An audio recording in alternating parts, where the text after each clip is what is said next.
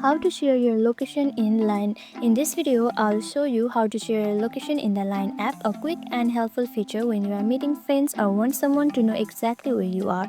Let's get started. First, launch the Line app on your phone and open the chat with the person or group you want to share your location with. Let's open it. Okay, now you can see plus right here.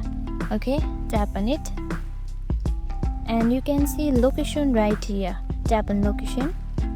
Now Line will show your current location on a map. You can tap send this location, or you can see share right here. You can just tap on share and share your location from there, or move the pin manually to share a different nearby location like this. You can move your pin like this. Okay, and once you move it, you can just tap on this share.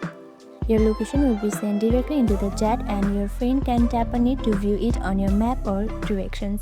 And that's it. Sharing your location in Line is super easy and really useful when meeting up or staying safe.